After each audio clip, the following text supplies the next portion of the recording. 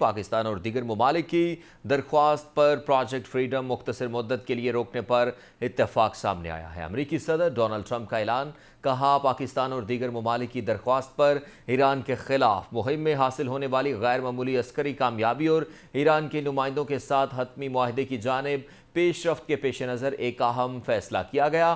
باہمی اتفاق سے یہ طے پایا کہ اگرچہ ناکہ بندی مکمل طور پر برقرار رکھی جائے گی، تاہم پروجیکٹ فریڈم یعنی ابنائے ہرمز سے جہازوں کی آمد و رفت کے منصوبے کو عارضی طور پر روک دیا جائے گا۔ اس وقفے کا مقصد یہ جانچنا ہے کہ آیا مجوزہ معاہدے کو حتمی شکل دے کر اس پر دستخط کیے جا سکتے ہیں یا نہیں۔ امریکی صدر نے وائٹ ہاؤس میں میڈیا سے بات کرتے ہوئے کہا، ایران کے پاس ایٹم بم ہوتا تو مشرق وسطیٰ کے بعد یورپ اور امریکہ کی باری آتی۔ ایران کے پاس ایٹمی ہتھیار ہوں گے تو دنیا خطرے میں پڑ جائے گی۔ ایران کے پاس ایٹم بم ہوتا تو آج ہم یہاں نہ ہوتے، نہ اسرائیل۔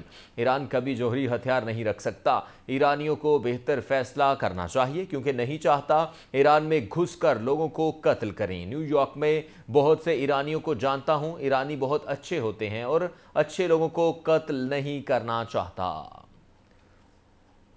آپ کو بتا رہے ہیں وقفے کا مقصد یہ جانچنا ہے کہ مجوزہ معاہدے کو حتمی شکل دے کر دستخط کیے جا سکتے ہیں یا نہیں۔ پاکستان اور دیگر ممالک کی درخواست پر پروجیکٹ فریڈم مختصر مدت کے لیے روکنے پر اتفاق کیا ہے۔ صدر ٹرمپ کہتے ہیں پروجیکٹ فریڈم سے جہازوں کی آمد و رفت کے منصوبے کو عارضی طور پر روک دیا جائے گا۔ آپ کو بتا رہے ہیں صدر ٹرمپ نے ایک بڑا بیان دیتے ہوئے کہا ہے، پاکستان اور دیگر ممالک کی درخواست پر ایران کے خلاف مہم میں حاصل ہونے والی غیر معمولی عسکری کامیابی اور ایران کے نمائندوں کے ساتھ حتمی معاہدے کی جانب پیش رفت کے پیش نظر اہم فیصلہ کیا گیا ہے۔